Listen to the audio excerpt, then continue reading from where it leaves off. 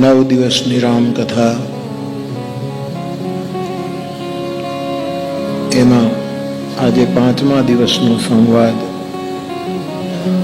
આપણે શરૂ કરીએ તે પહેલા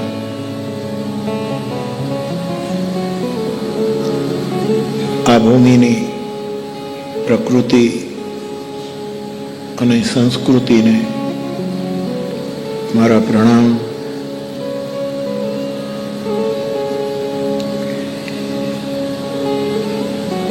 કથામાં ઉપસ્થિત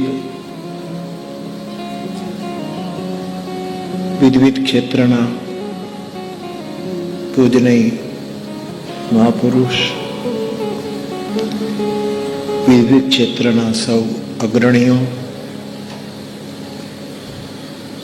નિમિત્ત માત્ર મનોરથી પરિવાર, જગુ મામા અને એમનો પરિવાર,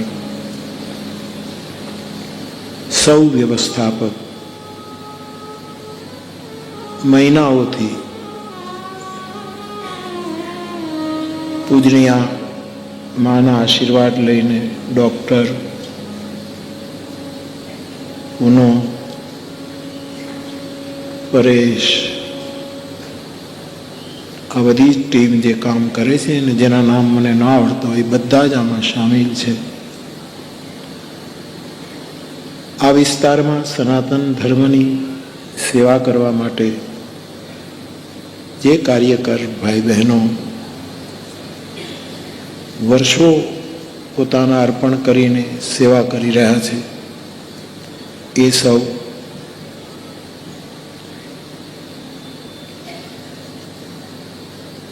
આપ સૌ પોતપોતાના સ્થાનમાં રહીને બીજાનું તોડવાનું કે બીજાનું કંઈ વિરોધ કરવાનું એ માટે નહીં, પણ સનાતન ધર્મની રક્ષા કરવા માટે જે સમર્પણ ભાવથી કામ કરો છો એ બધા જ ભાઈ બહેનો અને ગઈકાલે થોડી બહેનો મને મળવા આવી, એની વાતો સાંભળીને એમ થાય છે કે કેટલો બધો અત્યાચાર થઈ રહ્યો છે અહીંયા આ ભૂમિ ઉપર. એક વિડીયો મને બતાવ્યો કે એક સનાતન ધર્મી યુવક, એક ભાઈ સનાતન ધર્મનું એક નાનકડું મંદિર કે જે કંઈ હોય એને બચાવવા માટે, એની સુરક્ષા માટે પ્રયત્ન કરે છે અને એને બધું ટોળું ભેગું થઈને જે મારપીટ કરે છે. ધર્મ આવું શીખવે છે?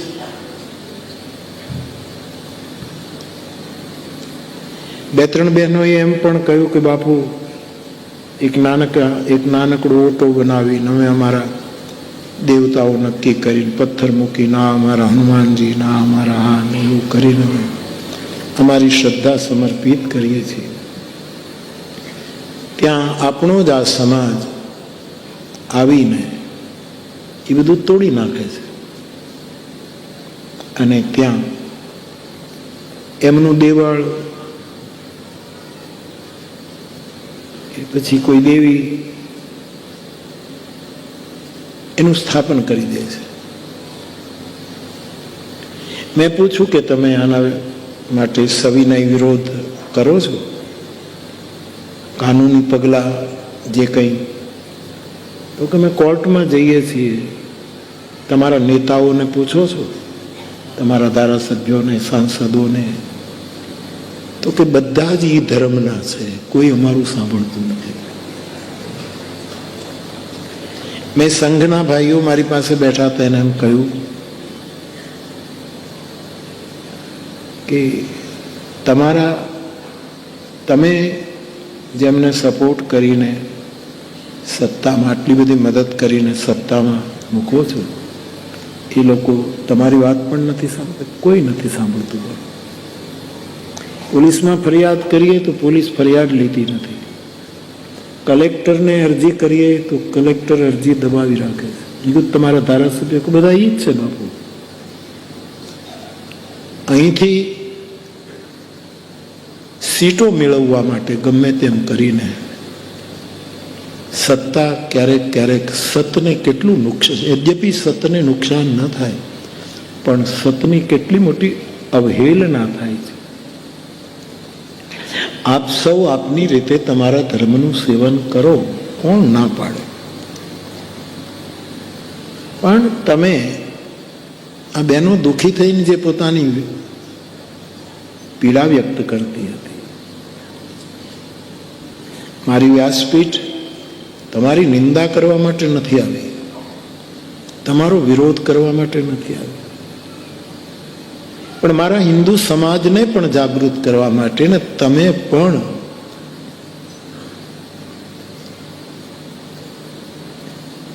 એક ખોટી ભ્રામક ઊંઘમાં ફસાયા છો.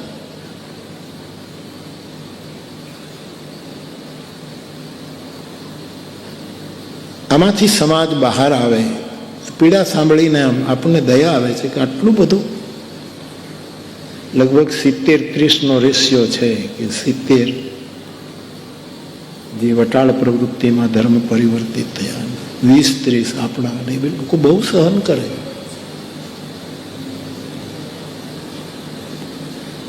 કોઈ સાંભળતું જ નથી, એવું છે. એવા સમયમાં આપણો સમાજ, બધા આપણા જ છે. મેં તો જેરુસલમમાં જઈને પણ કથા કરી છે, પણ નિત્સેએ બહુ સરસ વાક્ય કહ્યું, વિદેશનો પાશ્ચાત ચિંતક, નિત્સેનું જગ પ્રસિદ્ધ વાક્ય છે અંગ્રેજીમાં, કે એકમાત્ર ખ્રિસ્તી હતો ઈસુ, પછી કોઈ ખ્રિસ્તી નથી. એકમાત્ર અને અંતિમ ખ્રિસ્તી હતો એ ભગવાન જીસસ, પછી બધા પોતાના મૂળ પુરુષના વચનોને ચૂકી અને જેમ ફાવે. અને તમે કોને મારો છો? તમારા જ ભાઈઓને. કાલે એક યુવક કેટલો કહેતો હતો, બાપુ હું કેટલું લડું છું, એકલો માણસ. અને આ કૌરવો અને પાંડવો જેવું અમારું ગૃહયુદ્ધ શરૂ થાય છે, ગ્રામ યુદ્ધ શરૂ થાય.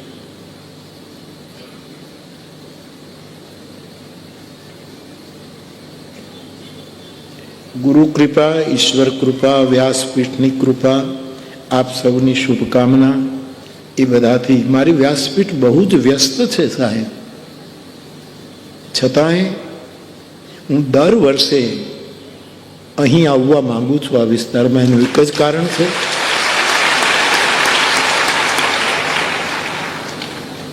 કે વિશેષ જાગૃતિ આવે. મેં પૂછ્યું કે પછી તમારે આમ દીકરા દીકરીને પરણાવવા, તો કે તો બધું પાછું ચાલુ જ હોય છે અમારે. પણ અમારા દીકરો સનાતની, અમે હિન્દુ, અને બીજા છે ઈસાઈ છે, એના ઘરની દીકરી અમારા ઘરમાં આવે એટલે અમારા બધા જ દેવસ્થાનોને ફેંકી દે. પોતાની માતાજીના દર્શન કરવા હોય તો આ ભાઈ બહેનો એક માટકામાં છુપાવીને રાખે છે ને, એમાં અગરબત્તી કરે, કારણ કે આ લોકો જોઈ જાય તો આવીને તોફાન કરે છે. આ ધર્મ કર્મ નથી, આ એક પ્રકારનો આતંક છે, આતતાયી કૃત્ય છે. એવા સમયે મારી તો આટલી સેવા હોય છે કે હું આવું, આપને મળું, આપની વાતો સાંભળું. મેં તો કહ્યું કે સરકારોને કહો, તમે એની પાસે જઈ સમય માંગીને કહો કે હકીકત આ છે, આવું થઈ રહ્યું છે. કે બાપુ નથી કાંઈ થતું. આ મોટી મોટી કરુણા છે, મોટી કરુણા. પણ તમારું કોઈ સાંભળે કે ન સાંભળે, તમારો મોરારી બાપુ સાંભળશે.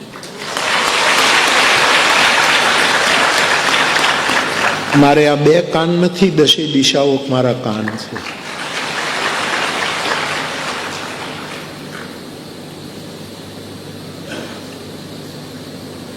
આ આપણા વેદો આપણને કહે છે સંગચ્છદ્વમ, બધા મળીને સાથે ચાલીએ. સંવદદ્વમ, આપણે એક સૂરમાં બોલીએ. કારણ કે આપણા પૂર્વજો આવી રીતે જ વર્તતા હતા.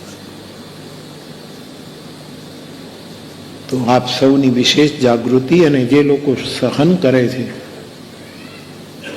એના સમર્પણને પગે લાગુ છું, એના તપને, એના ત્યાગને નમન કરું છું. એવા સમયે તો જે ધર્મમાં જે માનતો એ બધાને વિનય કરવું. તમે જે માનો માનો, તમે મૂળમાં ઈ નથી, તમારું મૂળ બીજું છે. અને આપણા દેશ, આપણા સમાજમાં ઘણાએ તલવારથી ધર્મ પરિવર્તન કરવાના પ્રયાસો કર્યા, તો ઘણાએ રિવોલ્વર લઈને ધર્મ પરિવર્તન કરવાના.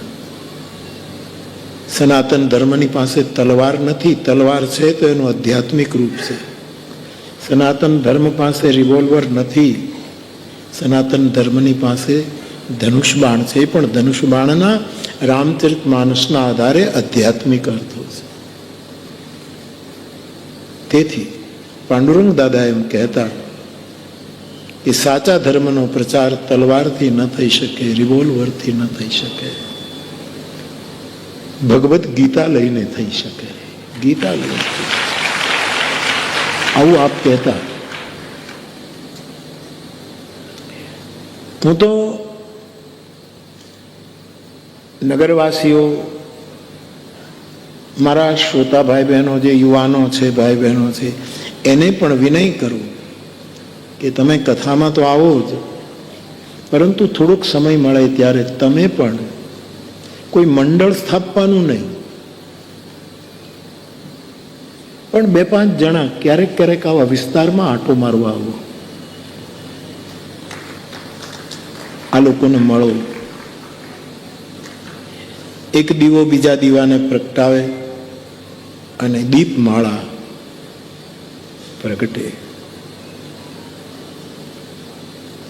આવું કંઈક રચનાત્મક કામ થાય. અને કોઈ દિવસ એવું નહીં વિચારવું કે બધું ભેળાઈ ગયું છે, આમાં કેમ થાય. પણ આજ 12મી તારીખ છે માર્ચની, આખો દેશ ભેળાઈ ગયો હતો અંગ્રેજોથી, અને તેથી ગાંધીજી દાંડી યાત્રા માટે આજના દિવસે નીકળ્યા હતા. અને એણે એમ કહ્યું કે કાગડા કૂતરાના મોતે મળીશ, પણ આઝાદી લીધા વગર પાછો નહીં આવું. અને એ ગાંધીએ જ્યારે સમય આવ્યો ત્યારે દેશને આઝાદી આપી. આજે દાંડી યાત્રાનો દિવસ છે, 12મી માર્ચ. તો શું ન કરી શકે? આ મહાપુરુષોએ આપણને કરી દેખાડ્યું. આજે એક પ્રશ્ન આવ્યો છે કે બાપુ, તમે ગુરુની વાત કરો, સદગુરુની વાત કરો, બુદ્ધ પુરુષની વાત કરો, એની ઘણી વાતો તમે અમને જુદી જુદી રીતે સમજાવો છો, પણ અમે બિલકુલ સમજી શકીએ. કારણ કે અહીંયા તથાકથિત ધર્મગુરુઓ જે મારી નાખશું, એક જગ્યાએ હું કાલે ભિક્ષા લેવા ગયો,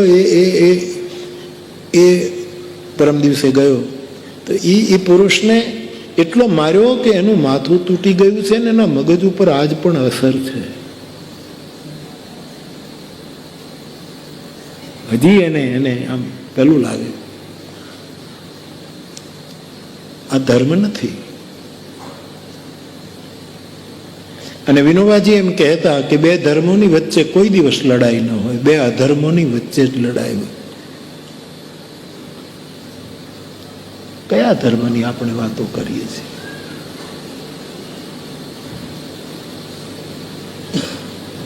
તો અમુક લોકો ધર્મના લિબાસમાં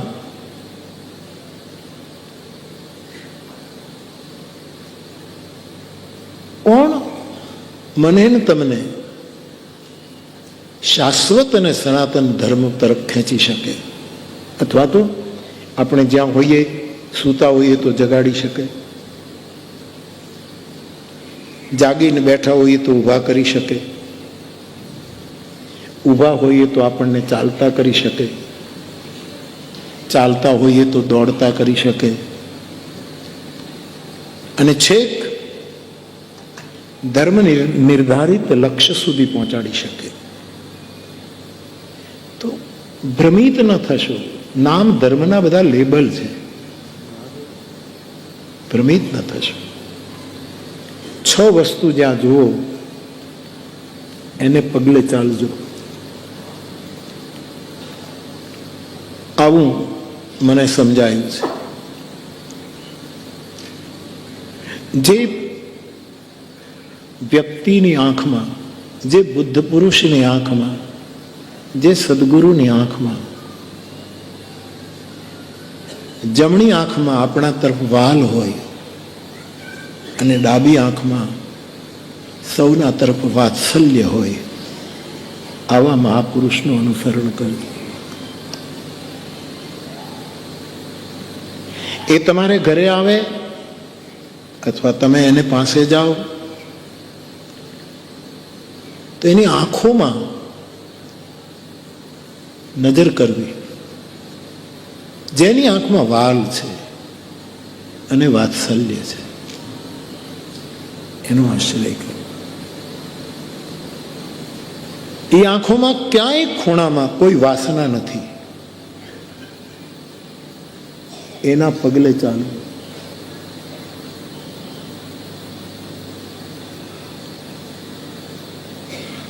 બીજું, જેની જીભમાં સત્યનો સ્વાદ છે,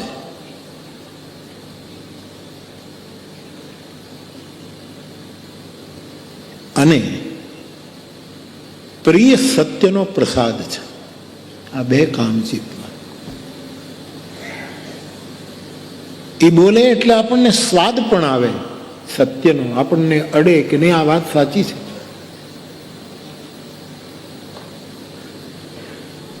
અને એ સત્ય પ્રિય પણ હોય એનો પ્રસાદ. ઘણી વખત આપણે દેવ મંદિરોએ જઈએ છીએ તો પ્રસાદ માટે બહુ ઓછા જઈએ છીએ, નામ પ્રસાદ, બાકી સ્વાદ માટે જતા હોઈએ છીએ. સત્યનારાયણની પૂજા કરાવો અને શીરાનો સ્વાદ લેવા માટે જઈએ. લીમડાનો શીરો બનાવો, લીમડાના પાન ભેગા કરી એમાં ઘી નાખવું, ખાંડ નાખવું અને લીમડાનો લીલા રંગનો કોઈ, કારણ કે આપણે સ્વાદ લેવા જઈએ છીએ, પ્રસાદ લેવા ક્યાં જઈએ. અને કથાનું કામ છે સ્વાદ પણ આપવો અને પ્રસાદ પણ આપવો. કથા સ્વાદુ લાગે છે, એનો સ્વાદ પણ આવે છે. તો જેની જીભ આ કામ કરે,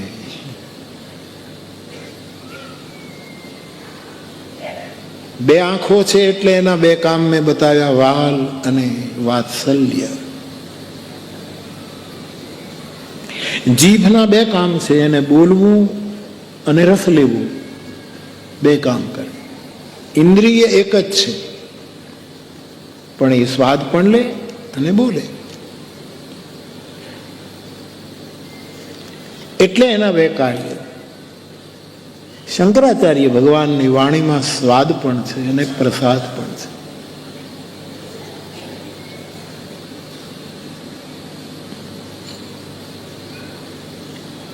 મહામુનિ વિનોબાજીના વાંગમય સાહિત્યમાં સ્વાદ પણ છે અને પ્રસાદ પણ. જગતગુરુ તુકારામની વાણીમાં અભંગ સ્વાદ છે અને અભંગ પ્રસાદ છે. જ્ઞાનદેવ, નામદેવ, એકનાથ, આ બધાની વાત, મીરાબાઈ, નરસિંહ મહેતો,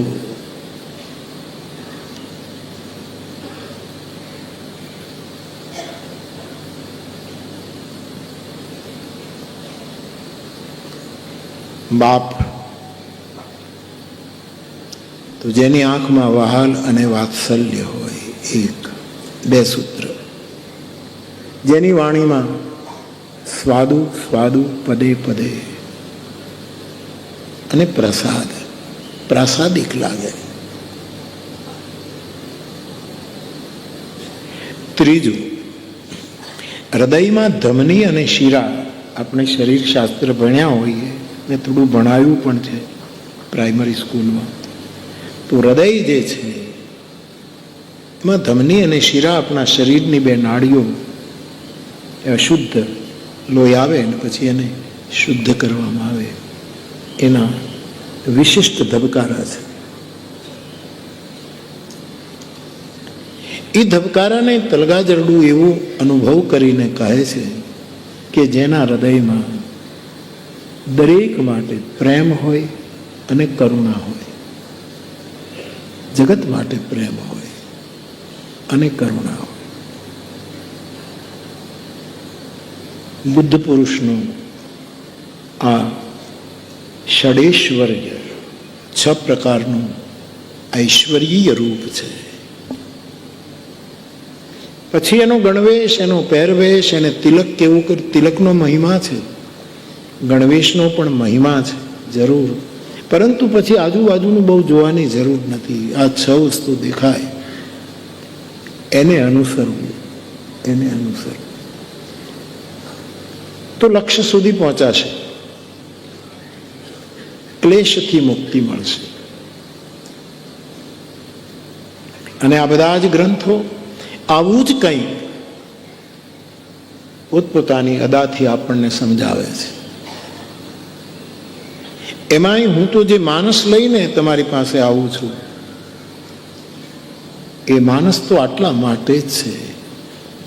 અને એટલું મોટું કામ કરે છે આ રામચરિત માનસ કે એની જગતમાં ક્યાંય મિતિ નથી થાય, એનો ક્યાંય અંત નથી થાય. તમારો અનુભવ તમે જાણો, અને કદાચ તમે પણ સારી રીતે જાણો જ છો, એવો સ્વીકારવામાં મને વાંધો નથી. પણ હું મારી વાત કરું કે મને આ રામકથા આટલી 65 વર્ષથી ગાઉં છું, મને રોજ આમાં નવો સ્વાદ આવે છે, રોજ નવી મીઠાશ આવે છે, અને પ્રસાદ ભાવ જાગે છે. શબરીએ બોર ચાખીને પ્રભુને આપ્યા, એ તો રામાવતારની વાત છે. આપની એક વનવાસી દીકરીએ આ કામ કરી દેખાય. હું તો રોજ આનો સ્વાદ લઈ લઈને તમને પ્રસાદ આપું છું. આ ચોપાઈ મારા બોર છે ચાખેલા, આ દોહા, સોરઠા અને છંદો એ મારા ચાખેલા બોર છે, અને એ હું તમને આપું છું. એટલે મને રોજ નવો સ્વાદ લાગે છે. અને એ પ્રસાદમાં વહેંચાય છે. તો આ ગ્રંથ જે છે, મને 2 દિવસ પહેલા કોઈએ પૂછ્યું કે બાપુ, એક દિવસ તમે કહ્યું કે વડોદરાવાળા ભાઈએ રામાયણ શબ્દ રામાયણમાં માનસમાં 4 વાર આવે છે લખીને આપ્યું. હા,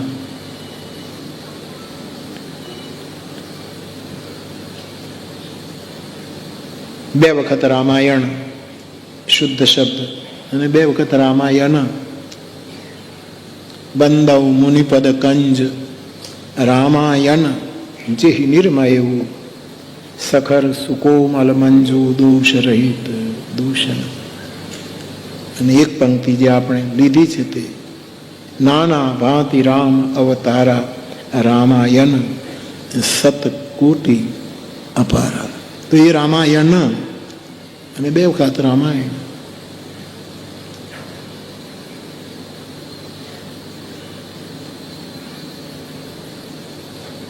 નાના પુરાણ નિગમાગમ સંમતમ યદ રામાયણે નિગદિતમ ક્વચિદન્યત્યા. શુદ્ધ રામાયણ આદિમાં અને અંતમાં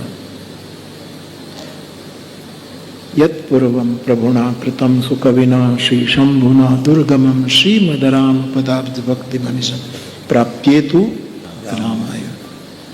તો સારો પ્રશ્ન પૂછ્યો હતો કે બાપુ 4 વખત કેમ રામાયણ શબ્દ? આપણે ત્યાં યુગ 4 છે, સતયુગ, ત્રેતા, દ્વાપર અને કલયુગ.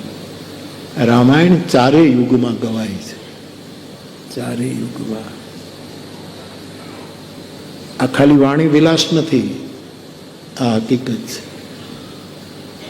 આ સનત કુમારો ક્યાં રહે છે? એ તો સતયુગના માણસો છે. સતત બ્રહ્મલોકમાં, ક્યારેક શિવલોકમાં, ક્યારેક વિષ્ણુલોકમાં, વૈકુંઠમાં આ લોકો ફર્યા જ કરે છે. રામચરિત માનસના ઉત્તરકાંડમાં સનત કુમારોની બહુ સુંદર પરિચય આપ્યો છે કે કેવા છે આ લોકો. તો સતયુગમાં પણ રામકથા ગવાય છે.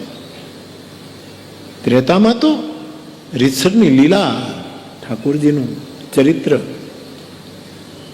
એ લીલા ના રૂપમાં બતાવાય. દ્વાપરમાં પણ રામકથા છે. શ્રીમદ ભાગવત ભગવાન કૃષ્ણનું વાંગમય રૂપ છે એવા મહાપુરુષો કહે છે, પરંતુ એ વાંગમય રૂપી ભાગવતમાં ભી રામકથા છે. એટલે દ્વાપરમાં પણ રામકથા. અને કલયુગમાં તો રામકથા સિવાય ઉદ્ધાર જ નથી. એટલે 4 વખત રામાયણનો અર્થ છે, 4 યુગમાં છે. અને કોઈ પણ વસ્તુની જરૂરત આપણને 4 જગ્યાએ પડે છે: મન માટે, બુદ્ધિ માટે, ચિત્ત માટે અને અહંકાર. આ 4 વખત રામાયણ શબ્દ ક્યાંક આપણા મન માટે કામ કરે છે, ક્યાંક બુદ્ધિ માટે કામ કરે, ક્યાંક ચૈતસિક જાગરણ માટે કરે છે, અને ક્યારેક અહંકારમાં આપણું પતન ન થાય એનાથી બચાવવા માટે રામાયણ કામ કરે. તો આ ચતુષ્પાદ રામાયણ જે છે એ સનાતન ધર્મ અને શાશ્વત ધર્મનું પ્રતીક છે. રામચરિત.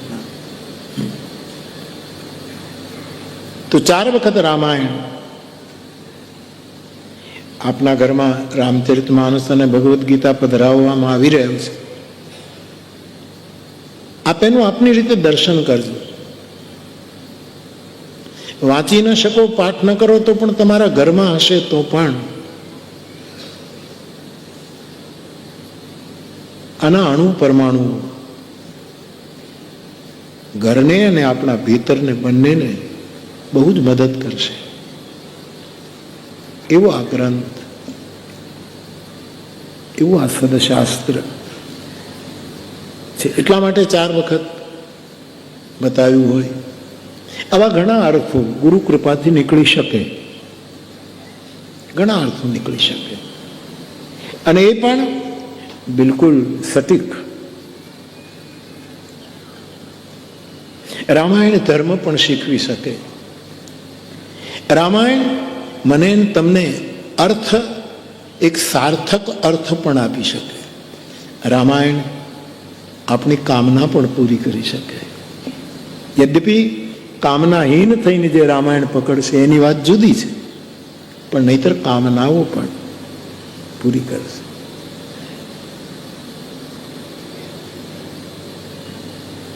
રામાયણ મોક્ષની યાત્રા કરાવી દેશે. એટલે ધર્મ, અર્થ, કામ અને મોક્ષ એ પણ, કારણ કે આની કોઈ હિતિ જ નથી, મિતિ નથી, એવો આ ગ્રંથ. એટલે હું તો મારી વાત કહું, તમને પણ એવું જ લાગતું હશે એમ માનું છું. તમારા વતી બોલું છું, હું તમારા વતી મને કહું છું કે તમારો પણ એવો અનુભવ હશે કે આ કથા રોજ નવી છે, રોજ નવી. અને એનું પ્રમાણ એક જ છે કે આ કથા જો રોજ નવી ન હોત, આમાં મોરારી બાપુનું કોઈ જાદુ નથી, મોરારી બાપુનું કોઈ યુક્તિ પ્રયુક્તિ નથી, મોરારી બાપુનું કોઈ વિશેષ આમાં યોગદાન. આ કથા જ એવી છે, આ કથા જ એવી છે સાહેબ. આ કથાનો સ્વભાવ એવો છે, એનામાં સ્વાદ છે, એનામાં પ્રસાદ છે. હું તો કહું જ, આ છોકરાઓ તે આટલા વર્ષોથી બેઠા બેઠા વગાડે જ ગાય, એ બધાના અનુભવ મારા કેટલા શ્રોતાઓ વર્ષોથી સાંભળે છે. આ વિસ્તારના મારા કેટલા શ્રોતાઓ છે, 30 વર્ષ પહેલાના મારા ફોટા મને બતાવે છે કે બાપુ જો અમે આટલા હતા અને તમારી પાસે આવતા આવા ફોટા. ત્યારે મને એમ લાગે છે કે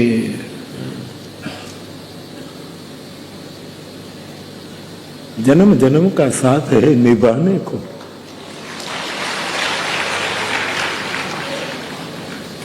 आ बहु ज लांबी यात्रा है।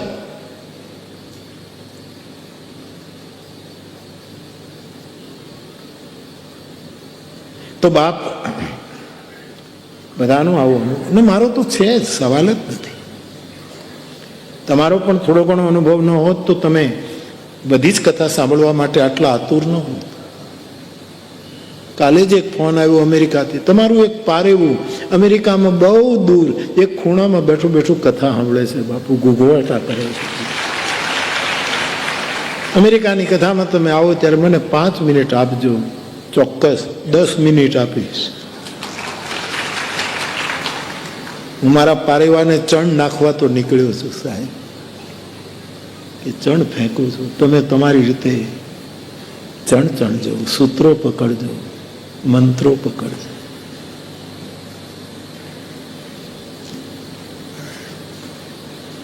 મને પણ જેમ એક પ્રજાપતિ હોય, કુંભાર હોય, એ તો નક્કી કર્યું હોય, પણ ઘણી વખત કુંભાર એક માટીનો પીંડો ચાકડા ઉપર મૂકે, પછી એને નક્કી ન પણ કર્યું કે મારે આમાંથી શું કરવું છે, અને પછી ઓચિંતા એ પાણી થોડુંક નાખી અને પોતાની પાણીવાળા હાથ કરીને ચાકડો ફેરવતા એમાંથી કોઈક નવો જ ઘાટ નીકળે. હું અહીંયા આવ્યા પછી આ ચાકડો ફેરવું જ મને ખબર નથી કે આમાંથી કયો ઘાટ નીકળશે.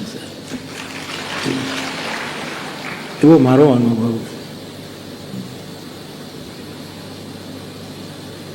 તો એક તો વાત કોઈ એવી પૂછી કે આ 4 વખત રામાયણ શબ્દનો એનો કંઈ આવો અર્થ આપણે ગુરુ કૃપાથી કરી શકીએ. એક બીજો પ્રશ્ન 2-3 દિવસ પહેલા હતો, એ રહી ગયો. એમાં એમ પૂછ્યું કે ભગવાન પ્રતિજ્ઞા તોડે છે રામાયણમાં, ભગવાન આવું કેમ કરી શકે? અને એનો તર્ક સાચો હતો, ક્યાંથી એણે આ શોધી કાઢ્યું? મારા માટે પણ આશ્ચર્ય હતું કે મોટા માણસો પ્રતિજ્ઞા નતું. મેં ગઈકાલે તમને કહ્યું કે ડાયા માણસે પ્રતિજ્ઞા ન કરવી, પ્રતીક્ષા કરવી.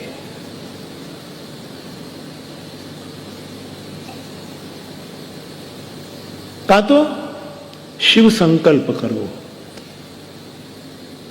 આપણા જીવના સંકલ્પોના કોઈ ઠેકાણા નથી. શિવ સંકલ્પ કરવો.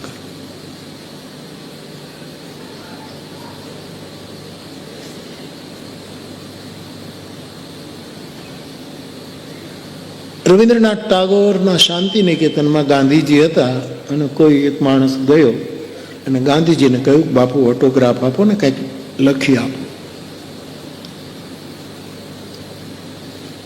એટલે ગાંધીજીએ લખ્યું, કોઈને વચન ના આપવું, પ્રતિજ્ઞા ન કરવી, અને જો કરવી હોય તો પછી નિભાવવી પ્રતિજ્ઞા. મોકા ગાંધી આવી સહી કરી. હવે એ માણસ કલાક પછી ગુરુદેવ ટાગોર મળ્યા, એની પાસે ગયા, ગુરુદેવ તમે કંઈક લખી આપો. ગુરુદેવે એમ લખ્યું કે કદાચ પ્રતિજ્ઞા લેવાઈ ગઈ હોય, પણ પછી કલાક પછી એમ સમજાય, દિવસો પછી એમ સમજાય કે આ ખોટી પ્રતિજ્ઞા હતી, તો એને ઉડાડી મૂકવી. પળમાં જીવવું, હરેક મોમેન્ટમાં જીવવું, એને એવું લખ્યું. આવા મહાપુરુષોના સંવાદો પણ આ મારે સણોસરામાં લોકભારતીમાં ડૉક્ટર પ્રોફેસર બીનુ ચુડાસમાએ આપણા ગાંધી, બધાના ગાંધી નામનું એક એડિટ કરેલું પુસ્તક બહાર પાડ્યું. જુવાનો એ વાંચવા જેવું. એમાં ગાંધીજીના નાના પ્રસંગો છે. આજ ગાંધીજીનો દિવસ છે, આવા પ્રસંગો લખ્યા. સુંદર છે. બીનુભાઈ સારું કામ કરે.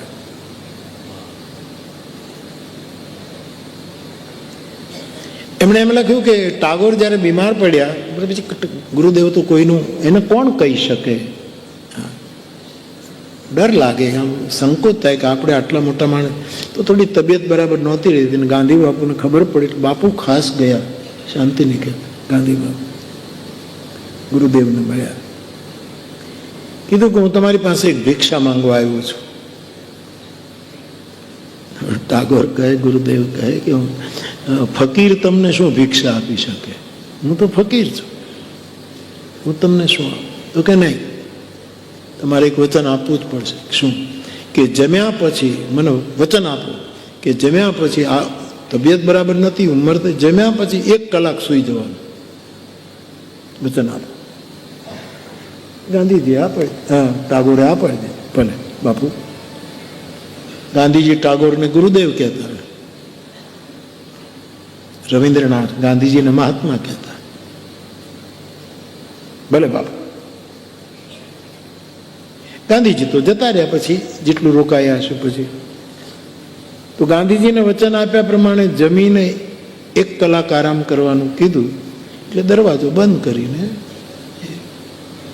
એ ભિક્ષા માંગી હતી. એમાં આચાર્ય ક્ષિતિમોહન સેન, એને કંઈક ગાંધીનું કામ પડ્યું, એને જઈને દરવાજો ખટખટાવ્યો. ગુરુદેવ, ગુરુદેવ. અવાજ ઓળખી ગયો. હા, ક્ષિતિમોહન બોલે. હા, કે ગુરુદેવ દરવાજો ખોલો ને. શું કરો છો? કે ગાંધીને ભિક્ષા આપું છું. હવે તો જાગતા હોય તો જ બોલી શક્યા હોય ને, પણ ગાંધીને જે ભિક્ષા આપી હતી ને, એ હું એને ભિક્ષા આપી રહ્યો છું. એટલે કલાક પૂરો થવા દો, એને ભિક્ષા આપી દો, પછી દરવાજો. આવા મહાપુરુષના વિનોદો પણ કેટલો આપણને પ્રેરણાદાયક હોય.